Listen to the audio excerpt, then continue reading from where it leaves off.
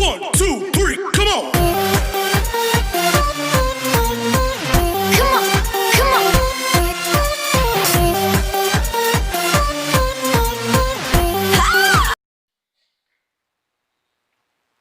विद्यार्थी मित्रों नमस्कार, मैं अजूत कुमार एक्सीलेंट क्लासेस में आपका हार्दिक स्वागत करता हूं। आज हम लोग उदाहरण नंबर 19 देखेंगे। उदाहरण नंबर 19 में दिया हुआ है कि एक संगीत स्पर्धा में 5 गायकों, टोटल गायक कितने दिए गए हैं? 5। इसको याद रखना, n का मान 5 आएगा। जिन 5 गायकों का नाम A, B, C, D और E दिया हुआ है, उनकी कुशलता के आधार पर 2 निर्णायकों के द्वारा, निर्णायक यानी डिसीजन लेने वाले, कि कौन सा गायक कैसा गाता है, इसका डिसीजन करने वाले को निर्णायक कहा जाता है। और वो निर्णायक क्या करते हैं? मूल्यांकन करते हैं, यानी उनकी जांच करते हैं। यानी जांच करने का मतलब कि उनसे संगीत गवा करके और संगीत गाने के बाद क्या कर रहे हैं? उनको रैंक दे रहे हैं कि पहला नंबर इसका आना चाहिए, दूसरा नंबर इसका आना चाहिए। इस तरह से उन 5 गायकों के द्वारा निम्न क्रम दिए गए हैं। देखिए प्रश्न के अंदर क्या दिया गया है कि निम्न क्रम दिया गया है। जब क्रम दिया गया हो तो कन्फर्म हो जाता है कि अपने को कौन सी विधि, स्पीयरमैन की क्रमांक सहसंबंध की विधि यूज करना है। आगे दिया भी है कि सूचना से निर्णायकों के निर्णयों के बीच क्रमांक सहसंबंधांक का मान ज्ञात कीजिए। क्रमांक सहसंबंधांक का मान ज्ञात करने के लिए हम लोग जानते हैं कि सूत्र क्या होता है? सूत्र होता है कि R = 1 - 6 सिग्मा D स्क्वायर बटे में n, यहाँ पर क्या हो जाएगा? n² - 1। ये क्रम दिया हुआ है प्रश्न में, यहाँ से यहाँ तक दिया हुआ है। यहाँ से अपने सॉल्यूशन शुरू करते हैं। सॉल्यूशन में देखिए क्या करना है। सॉल्यूशन में सबसे पहले जो 5 गायक है, इन 5 गायक के नाम यहाँ A, B, C, D, E लिख देंगे। लास्ट में पुस्तक कुल का बना देंगे। इसके बाद जो यहाँ पर 2 निर्णायक थे जो क्रम दिए थे, देखिए निर्णायक 1 है, ये ऐसा क्रम दिया हुआ है। निर्णायक 2 है, ये क्रम दिया हुआ है। अभी मैं बता रहा हूँ कि मतलब कौन सा क्रम मिला हुआ है, अभी आपको समझ में नहीं आ रहा होगा। तो निर्णायक 1 का क्रम यहाँ पर लिखेंगे, निर्णायक 2 का क्रम यहाँ पर लिख दिया। यानी निर्णायक 1 का क्रम का मतलब Rx, निर्णायक 2 का क्रम का मतलब Ry। और हम ये भी जानते हैं कि D बराबर क्या होता है? Rx - Ry होता है। अब आगे D², यहाँ सूत्र में D² की जरूरत पड़ती है, इसलिए D² का कोष्टक बनाया गया है। अब देखिए क्रम कैसा दिया गया है। जो पहला निर्णायक है वो C को पहला क्रम दिया हुआ है, ठीक है। तो यहाँ पहले निर्णायक में C के सामने क्या लिखेंगे? 1। पहला निर्णायक A को दूसरा क्रम दिया गया है, तो A के सामने क्या लिखेंगे? 2। पहला निर्णायक B को कौन सा क्रम दिया हुआ है? 3। 3 के सामने B लिखा हुआ है, तो पहला निर्णायक B को तीसरा क्रम दिया गया है। इसके बाद E को कौन सा क्रम दिया है? चौथा, तो E को चौथा क्रम दिया। और D को कौन सा क्रम दिया? 5वां। यानी पहले निर्णायक का एक क्रम आ गया, Rx का मान आ गया। अब देखिए Ry का, Ry का मतलब क्या है? निर्णायक 2 का। निर्णायक 2 का क्रम देखें, निर्णायक 2 ने B को पहला रैंक दिया हुआ है। जब ये B को पहला रैंक दिया हुआ है तो निर्णायक 2 में B के सामने क्या लिखेंगे? 1। निर्णायक 2 ने C को कौन सा रैंक दिया? दूसरा, तो C के सामने क्या लिखेंगे? 2। फिर यहाँ D को कौन सा रैंक दिया? तीसरा, तो D के सामने क्या लिखेंगे? 3। A को कौन सा क्रम दिया हुआ है? चौथा, तो A के सामने लिखेंगे 4। और E को कौन सा क्रम दिया? 5वां, तो E के सामने लिख देंगे 5।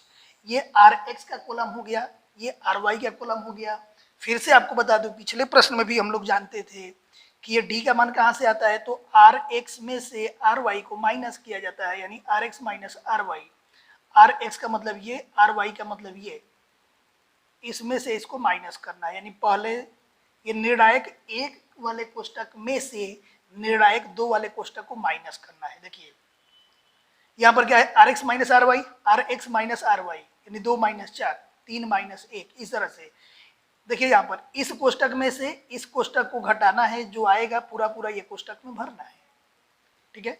तो यहाँ हम 2 में से 4 को माइनस करेंगे तो कितना आ जाएगा -2। 3 में से 1 को माइनस करेंगे तो क्या आएगा 2। 1 में से 2 को माइनस करेंगे तो क्या आ जाएगा -1। 5 में से 3 को माइनस करेंगे तो क्या आ जाएगा 2। 4 में से 5 को माइनस करेंगे तो क्या हो जाएगा 1। और हम ये भी जानते हैं कि सिग्मा डी इक्वल टू कितना आता है 0 आता है। सभी प्रश्नों में सिग्मा डी इक्वल टू 0 आता है। एक बार जोड़ के भी देख ले, -2 + 2 कैंसिल हो जाएगा, -1 -1 -2 और ये +2 0 हो जाएगा। अब ये डी स्क्वायर, ये कोष्टक कहाँ से भरेंगे? देखिए यहाँ पर डी है, यहाँ पर क्या है डी का स्क्वायर, यानी इस कोष्टक को वर्ग करके यहाँ पर लिख देना है। ये डी है तो इसका वर्ग करके डी स्क्वायर किया गया, तो यहाँ -2 है, इसका वर्ग करके यहाँ लिखेंगे, 2 का वर्ग करके यहाँ लिखेंगे, यानी इस कोष्टक का वर्ग करना है, यहाँ पे लिखना है। -2 का वर्ग करेंगे क्या हो जाएगा +4। वर्ग हमेशा प्लस में आता है, ध्यान रखना। 2 का वर्ग करेंगे कितना हो जाएगा 4। 1 का वर्ग करेंगे 1। 2 का वर्ग करेंगे कितना हो जाएगा 4। 1 का वर्ग 1। अब इसको करेंगे टोटल, जब इसको टोटल करेंगे तो 4 4 8 1 9, 9 और 4 13 और 1 कितना हो जाएगा 14। टोटल आ जाएगा 14। तो यहाँ पर लिख दे 14। ये बताओ ये 14 किसका मान आया हुआ है? डी स्क्वायर का टोटल। यानी इस प्रश्न के अंदर जहाँ भी सिग्मा डी स्क्वायर की जरूरत पड़ेगी वहाँ अपने को क्या यूज करना है 14। और दूसरा एन की जहाँ जरूरत पड़ेगी तो यहाँ पर क्या दिया था 5 गाय को, यानी A B C D E, ये टोटल कितने हैं 5 है, इसको गिनेंगे तो एन के जगह पर कितना दिया गया है 5। यही दोनों कीमत यहाँ सूत्र में रख देना है और बड़े आराम से अपना आंसर आ जाएगा। तो चलिए सूत्र में रख करके देखते हैं। यहाँ पर कितना है 1 माइनस, यहाँ पर है 6 sigma D square. Sigma D square का मान कितना है यहाँ पर 14, तो यहाँ ब्रैकेट में लिख देंगे 14 बटे में n। तो n के जगह पर कितना आया हुआ है यहाँ पर 5 आया हुआ है, लिख देंगे 5।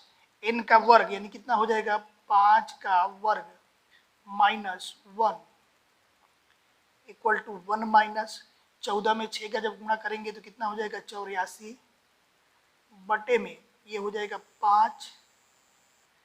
ब्रैकेट में 5 का वर्ग कितना होता है 25 होता है, ये -1 इक्वल टू 1 माइनस ये कितना हो जाएगा 84। ऊपर 84 दिया हुआ है तो 84 लिख देंगे बटे में ये कितना हो जाएगा 5 पूरे 25 में से एक जाएगा कितना हो जाएगा 24। 1 माइनस ये कितना हो जाएगा 84 बटे में 24 में 5 का गुणा करेंगे कितना हो जाएगा 120। 1 माइनस 84 में 120 का भाग देंगे तो ये आ जाएगा 0.7। अब 1 में से 0.7 को जब माइनस करेंगे तो ये आ जाएगा 0.3। तो इसलिए r बराबर कितना हो गया 0.3 और ये रहा अपना आंसर। अब इसके बाद इसका अर्थघटन करना है।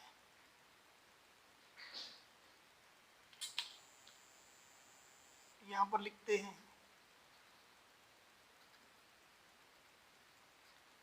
अर्थघटन।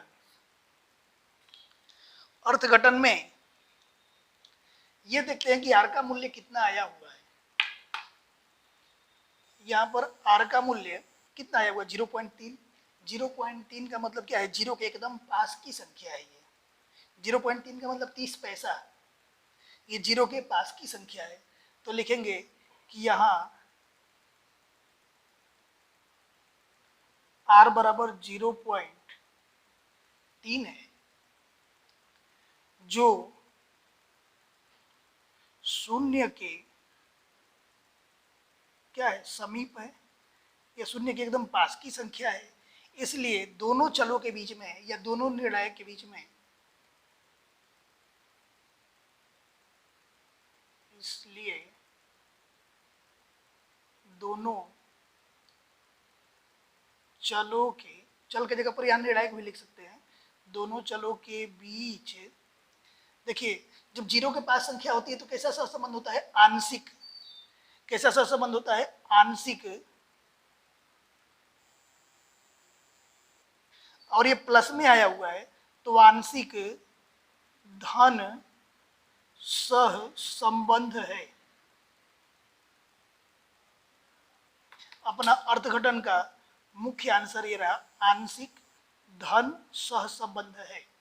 फिर से आपको एक बार याद दिला दूं, आर का अर्थघटन करना तो पिछले के वीडियो में सिखाया था, लेकिन यहाँ पर फिर से आपको याद दिला दूं, अगर जीरो के समीप की कोई संख्या रहे तो उसको हम क्या लिखते हैं, आंशिक। अगर प्लस में रहेगा तो धन लिखेंगे, माइनस में रहेगा तो यहाँ पर क्या लिखेंगे, ऋण, सहसंबद्ध।